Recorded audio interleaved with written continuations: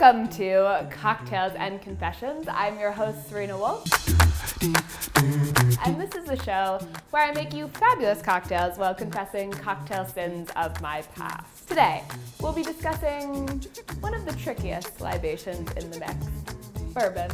It was my freshman year of college, and I was invited to a very fancy magazine launch party. Open bar, obviously thrilling when you're 18. I got there and I thought, you should order a sexy grown-up cocktail, which at that point in my life I assumed was bourbon on the rocks. I had several of those. Then the open bar shut down, turned into a cash bar, and since I was already on a roll, I thought I'll just go down to the ATM, grab some cash, continue my partying streak.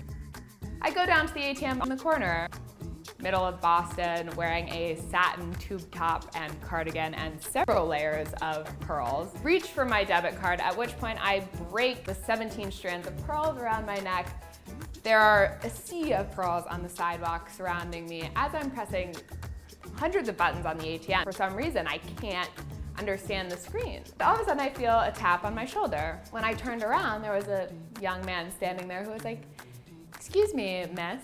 Do you need some help?" "No, I don't need any help." "Do you speak Spanish?" "Because you pressed the Spanish button on the ATM." "Are those your pearls?" "Yeah, I broke them." "Okay, I'm going to need you to button up your sweater." When I looked down, realized that my satin tube top was around my waist. That was an issue. Like, "Sorry, I'm gonna need you to come with me." "No, I know about these things. I'm not going with you." "Ma'am, I'm a police officer. You're gonna need to come with me."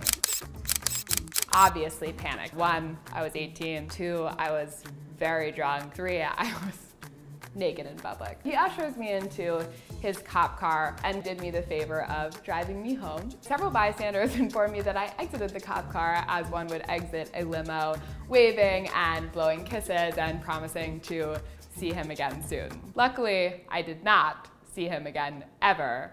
Please don't judge me based on that story. I'm already judging myself. But I have to say, it feels really good to get that off my chest. Now we can dive into today's fabulous bourbon cocktail, which is a grapefruit bourbon spritz.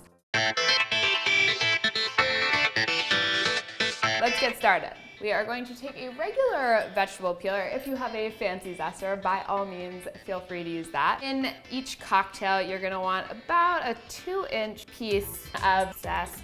Each cocktail calls for about 2 ounces of fresh pink grapefruit juice. Take your glass filled with ice and a strainer. Squeeze the fresh grapefruit juice. Again, it's going everywhere, but grapefruit juice smells delicious. Set your grapefruit aside and your strainer. Throw your piece of zest in there. We're gonna take a lemon. You really only need about ½ an ounce of lemon juice, which is a quick squeeze. Now we're gonna get into the hard stuff, bourbon. You need about 2 ounces in your cocktail. Next, we're just gonna add a tablespoon of ginger-infused simple syrup, which, as the name suggests, is very simple to make. For the full directions, see the recipe below. You can obviously use more or less if you like a sweeter cocktail. Give this a little mix. If you have a swizzle stick, I highly recommend using that. Then we are going to take our club soda, top the cocktail off with a little spritz. And there you have it, folks, a grapefruit bourbon spritz. To the kind officer of the Boston Police Department who saved me that night many moons ago, I'll pour one out for you. For more cocktails and confessions, of which I have many, subscribe below or check out www.domesticate-me.com. Go hard or go home, people. I'm gonna do both. I'm a top show model, expensive taste, and this night goes just like this list I made.